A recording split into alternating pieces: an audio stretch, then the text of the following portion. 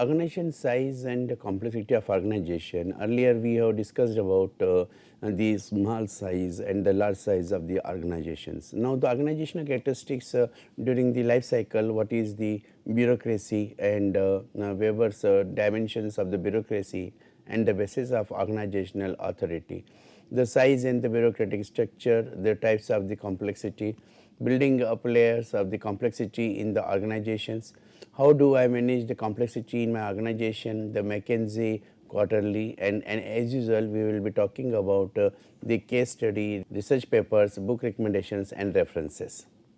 As the organizations evolve through the four stages of the life cycle, changes take place in the structure, control systems, innovation and goals.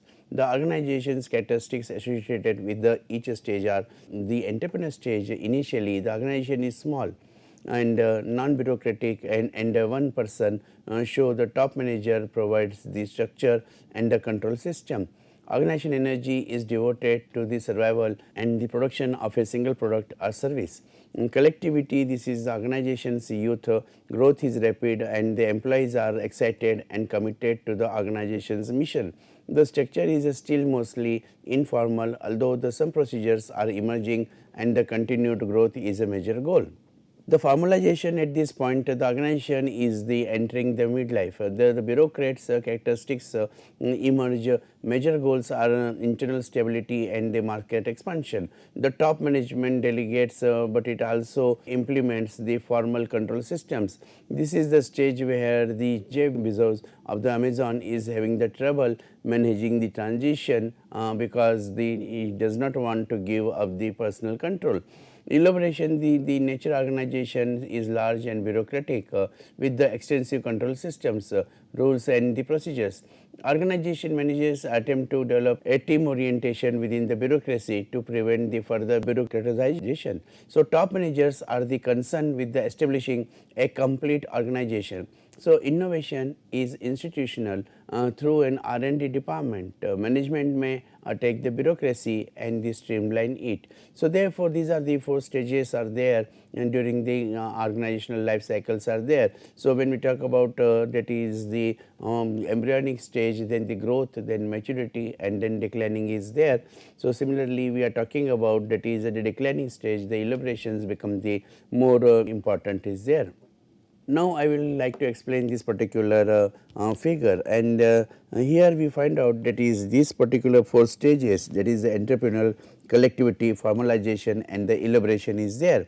So, what changes are there? In the case of the structure is there. In the structure in entrepreneurial stage, there will be the informal and one person show is there, and then in the bureaucratic stage, that is the collectivity is there, and mostly the informal some procedures are there. In the formalization, formal procedures, division of labor, new specialists are added, and when it is getting the elaboration, so very bureaucratic, the teamwork within bureaucracy, small company thinking, multiple products or service lines are there. So, single product or services in the case of the entrepreneur, while the multiple products or services are in the case of the elaborations are there, and in the collectivity or the pre-bureaucratic stage, it is the major product or the service with the variations are there, and in the formalization we find out that is the line of products or the services are there. Here in the reward and power control system, in during the life cycle of the organization, in the beginning actually it becomes the personal and paternalistic is there, while in the case of the elaborations it becomes the extensive tailored to product and the department is there. While in the pre-bureaucratic and bureaucratic stages, we find that it is a personal contribution to the success is there, and in case of the bureaucratic, it is the impersonal formalized systems are there. These innovations by the own managers, by employees and the managers, by separate innovation group and by institutionalized R&D departments. So, in case of the goal is there, here the non-bureaucratic stage, then it becomes the survival, and as the organization survives, then it goes for the growth, and in the case of the growth here we will go for this particular aspect in the where we talk about, that is the how organizations they are becoming the personal growth in the case of the separate innovation group, internal stability and market specialization in the case of the formalization. However, in case of the elaborations, we find out the goal is becoming the reputation and the complete organization. And finally, when we talk about the top management style, in the case of the beginning of the organization's life cycle in the non-bureaucratic stage, it becomes the individualistic and entrepreneur, while in the case of the pre-bureaucratic, it becomes the charismatic and action giving. In the third stage of the formalization or the bureaucratic, when we say it is a delegation with the control that process starts, and in case of the elaboration, it is a team approach and the attack the bureaucracy is there. Now, when we talk about the bureaucracy, then question arises, what is the bureaucracy? The systematic study of the bureaucracy was launched by the Max Weber, a sociologist who studied the government organizations in Europe and developed a framework of the administrative characteristics that would make large organizations rational and efficient. So, although Weber perceived bureaucracy as a threat to become the personal liberties, he also recognized it as the most efficient possible system of organizing. He predicted the triumph of the bureaucracy because of its ability to ensure more efficient functioning of the organizations in both business and the government settings. The rules and the standards procedures enabled the organizational activities to be performed in a predictable routine manner. Specialized duties meant that each employee had a clear task to perform. So, hierarchy of the authority provided a sensible mechanism for the supervision and control. So, technical competence was the basis by which the people were hired rather than these friendship, family ties and the favoritism, and the separation of the position from the positions of these the holder mean that individuals did not own of have an inherent right to the job. Which promoted the efficiency of written records, provided an organizational memory and the continuity over time. Although bureaucratic characteristics carried to an extreme are widely criticized today, the rational control introduced by the Weber was a significant idea and a new form of the organization. The bureaucracy includes the rules and the standard procedures and the clear task and specialization, hierarchy of authority and the technical competencies there. Now, the Weber's dimensions of the bureaucracy and basis of organizational authority, they are talking about separate positions from the position holder, and here these particular bureaucracy is leading to the written communication, sending the record, rules and procedures they will take care, and the bureaucracy is for this the specialization and the division of labor. The hierarchy of authorities and technically qualified personnel are there. So, therefore, these Weber's dimensions of bureaucracy, and they are giving this basis of the organizational authority. In this field of the organization theory, organization size has been described as an important variable that influences the structural design and methods of the control should an organization become the more bureaucratic as it grows larger. In what size organizations are the bureaucratic characteristics most appropriate? More than 100 studies have attempted to answer these questions, and most of these studies indicate that large organizations are different from small organizations along the several dimensions of bureaucratic structure, including formalization, centralization and the personal ratios.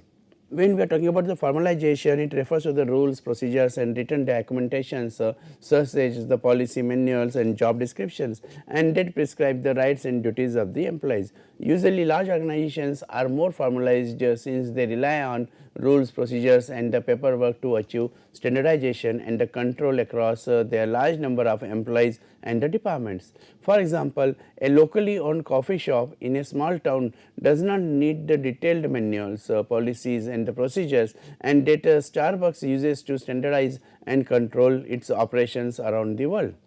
When we are talking about the centralization, it refers to the level of hierarchy with authority to make the decisions. In centralized organizations, decisions tend to be made with the top. In decentralized organizations, the similar decisions would be made at a lower level.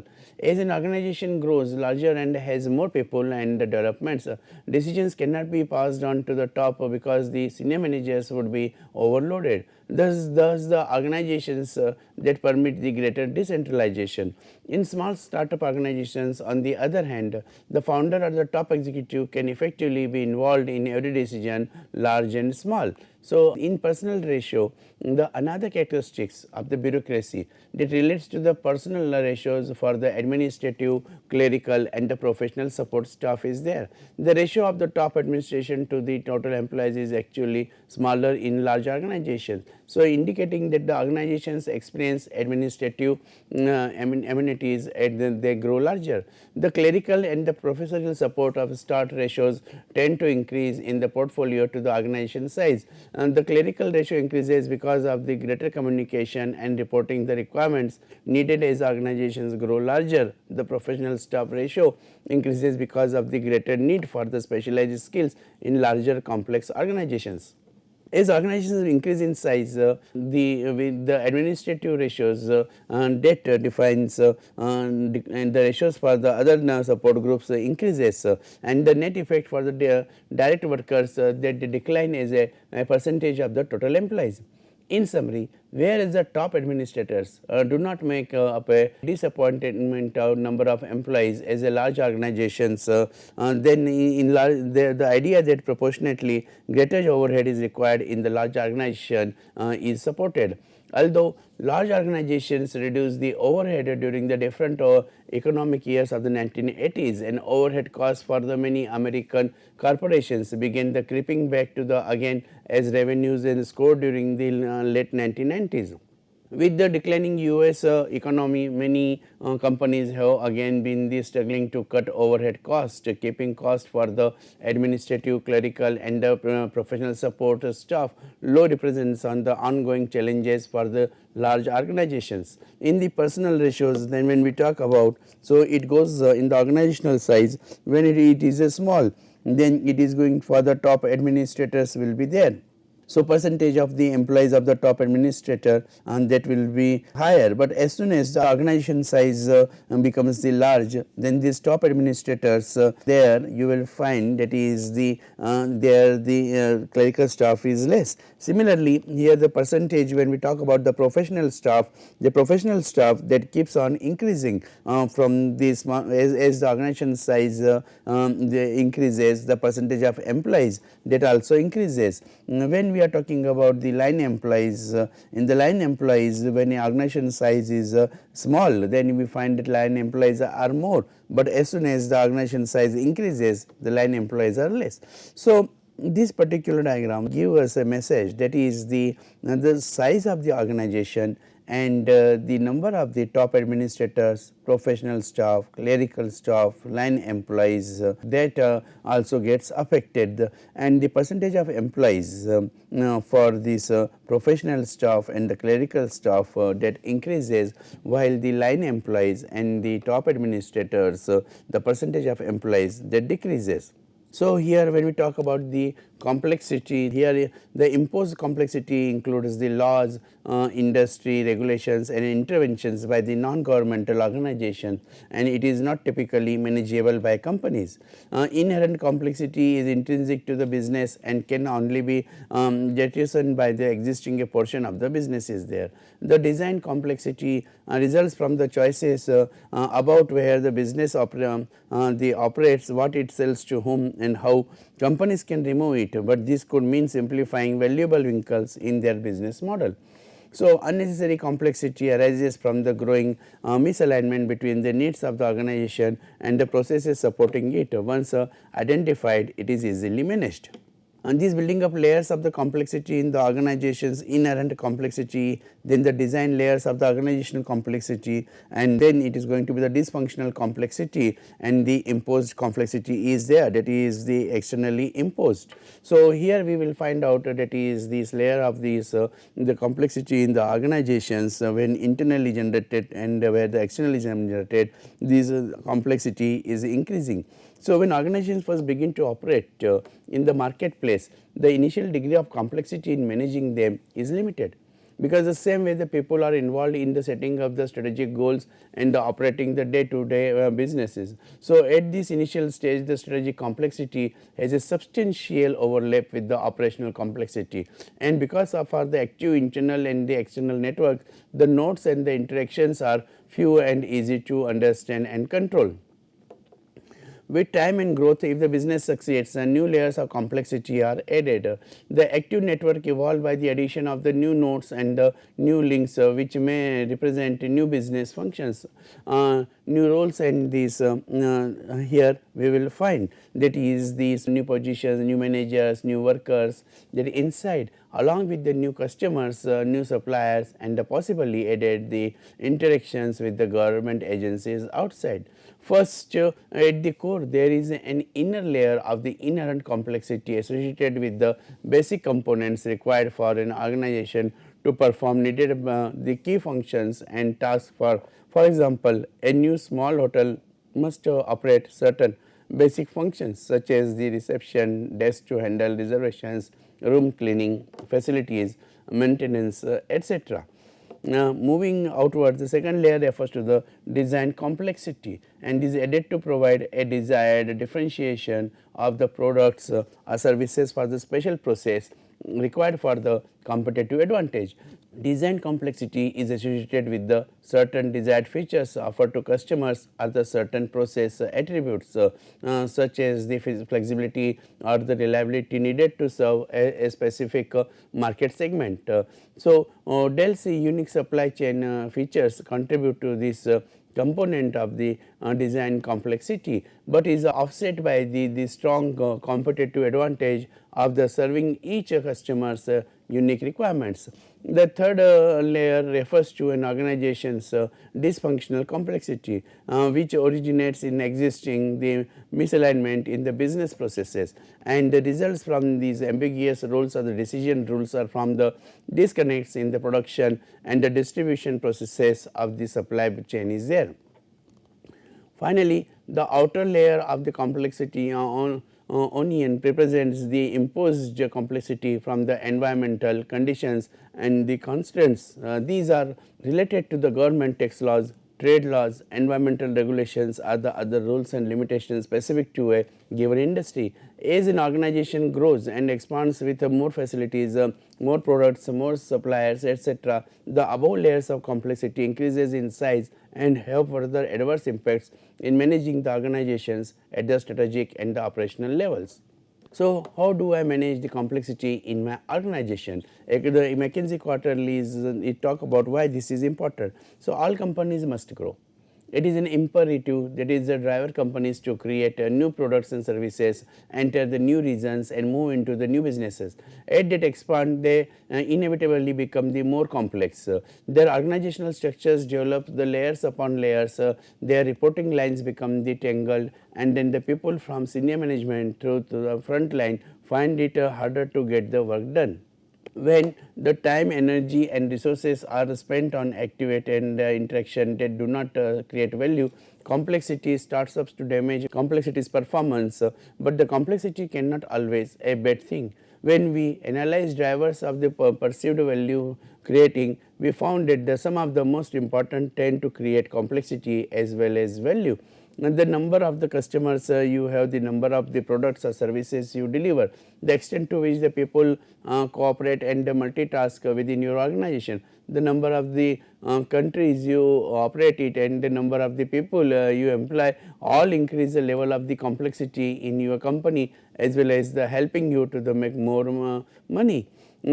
Handled well, this kind of the complexity helps rather than the hinders your company's performance. On the other hand, some factors destroy value as well as the adding complexity.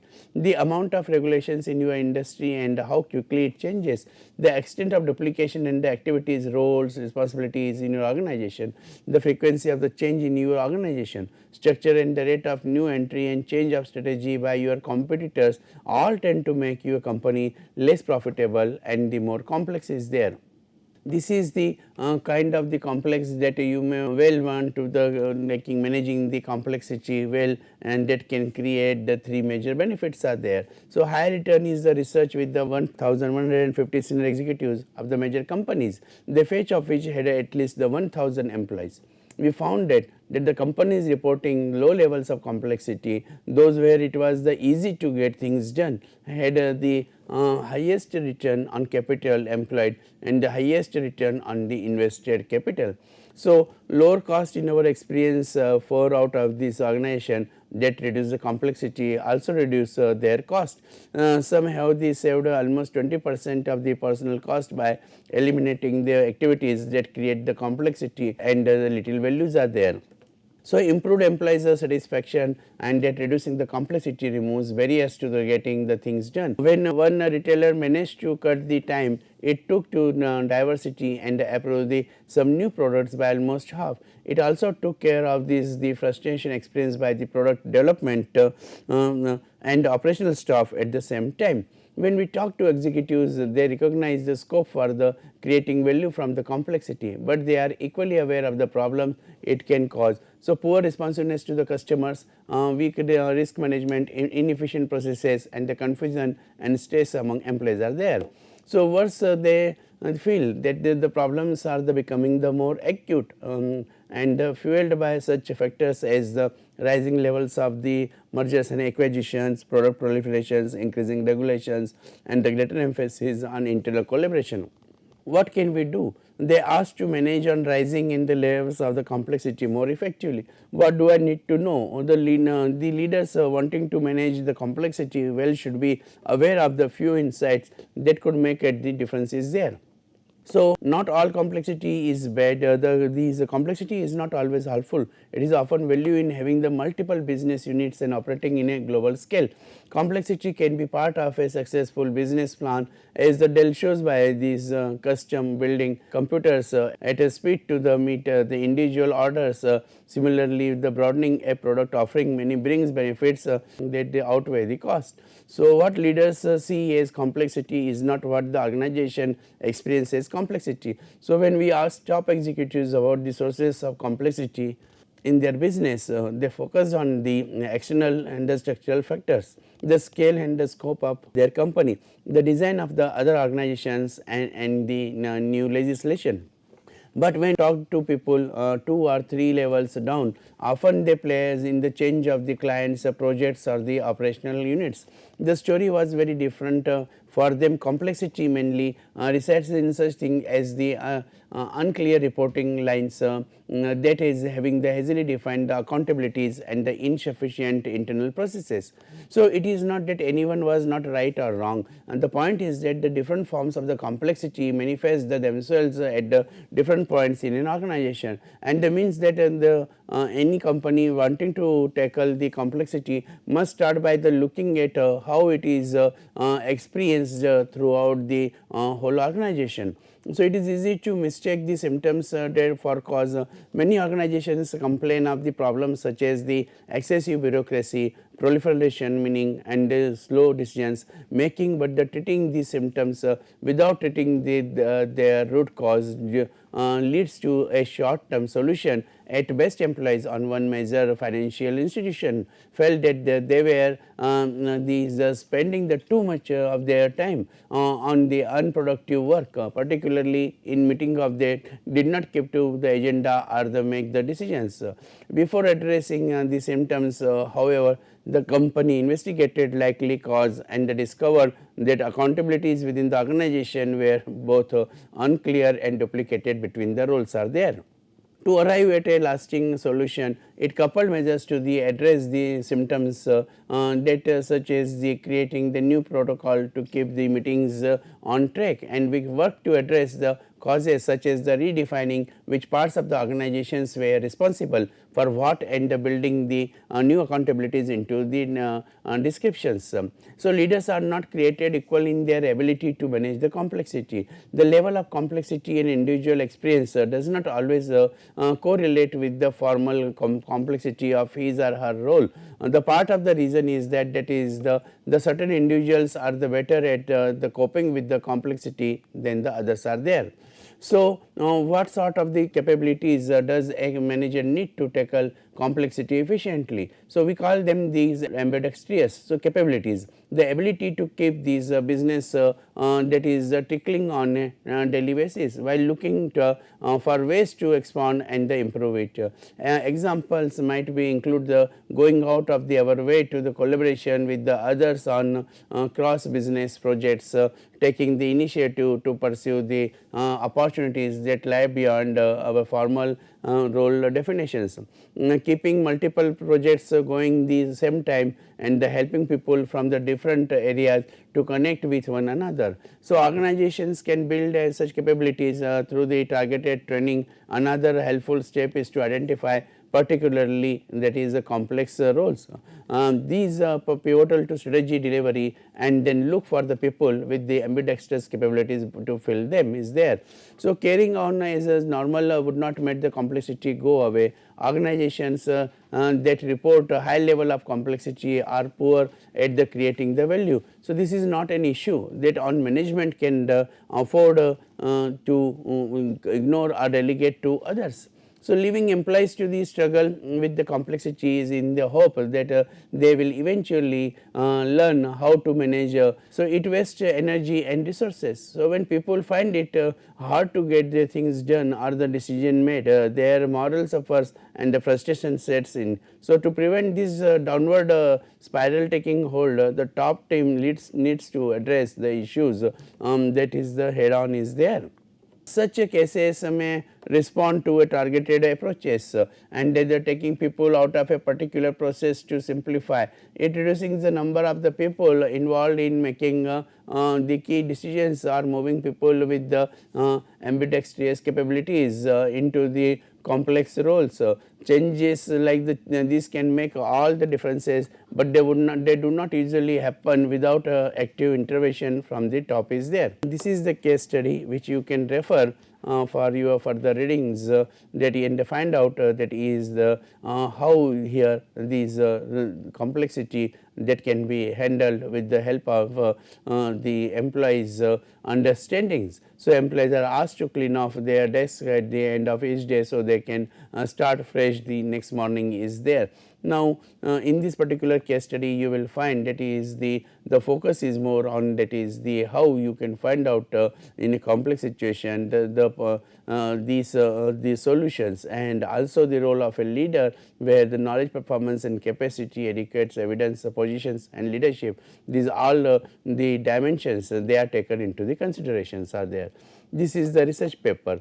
The effect of organizational size and the age on the position and the paradigm innovation. So, this paper proposes to contribute to knowledge and the theory on the innovation in small and medium organizations, SMEs. The exploring the role of the size and the age on the organizational engagement with position and the paradigm innovations are there.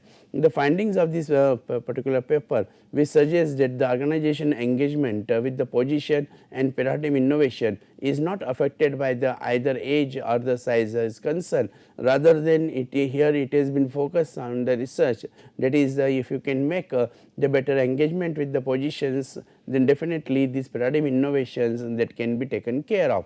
This is a prior research based primarily on the process and the product innovation has generated contradictory results regarding whether size or age that affect innovation. So, this study contributes by focusing on the previously unexplored concepts of the position and the paradigm innovations is there. This is the book that is the title is the complexity in the organizations that is a research overview is there. So, in this book it has been mentioned that is the how that the research that can help you in the chaos and complexity situations of an organization to find out the solutions are there. So, by welding the fundamental theoretical themes and the practical implications into the political and the social context in which they emerge, as we have talked in the earlier the theoretical part, that is the how these political, social and economical issues they are affecting, and then in that case if these issues are